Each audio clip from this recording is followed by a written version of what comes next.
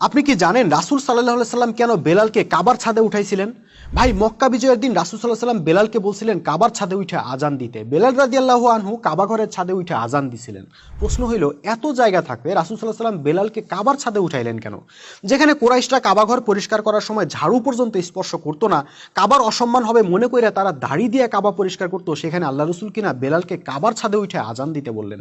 প্রথমত, আজান দেওয়াই যদি উদ্দেশ্য হইতো তাইলে অন্য কোনো উঁচু জায়গাতেও তো আজান দেওয়া যাইতো, কাবার ছাদে কেন?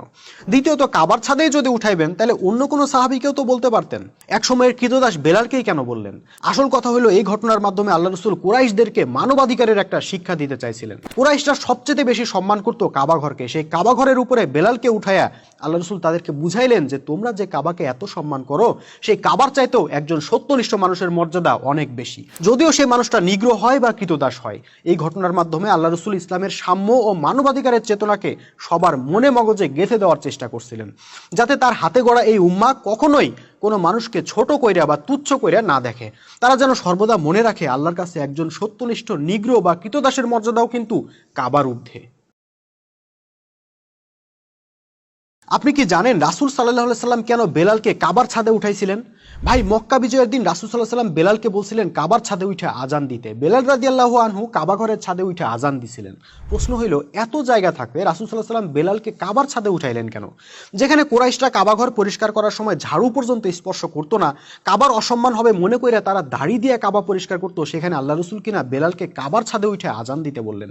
প্রথমত, আজান দেওয়াই যদি উদ্দেশ্য হইতো তাইলে অন্য কোনো উঁচু জায়গাতেও তো আজান দেওয়া যাইতো, কাবার ছাদে কেন? দ্বিতীয়ত, কাবার ছাদেই যদি উঠাইবেন তাহলে অন্য কোনো সাহাবীকেও তো বলতে পারতেন। এক সময়ের কৃতদাস বেলালকেই কেন বললেন? আসল কথা হলো, এই ঘটনার মাধ্যমে আল্লাহ রাসূল কুরাইশদেরকে মানবাধিকারের একটা শিক্ষা দিতে চাইছিলেন। কুরাইশরা সবচেয়ে বেশি সম্মান করতো কাবা ঘরকে, সেই কাবা ঘরের উপরে বেলালকে উঠায়া আল্লাহ রাসূল তাদেরকে বুঝাইলেন যে তোমরা যে কাবাকে এত সম্মান করো, সেই কাবার চাইতেও একজন সত্যনিষ্ঠ মানুষের মর্যাদা অনেক বেশি, যদিও সেই মানুষটা নিগ্র হয় বা কৃতদাস হয়। এই ঘটনার মাধ্যমে আল্লাহ রাসূল ইসলামের সাম্য ও মানবাধিকারের চেতনাকে সবার মনে মগজে গেঁথে দেওয়ার চেষ্টা করছিলেন, যাতে তার হাতে গড়া এই উম্মাহ কখনোই কোনো মানুষকে ছোট কইরা বা তুচ্ছ কইরা না দেখে। তারা যেন সর্বদা মনে রাখে আল্লাহর কাছে একজন সত্যনিষ্ঠ নিগ্র বা কৃতদাসের মর্যাদাও কিন্তু কাবার ঊর্ধ্বে।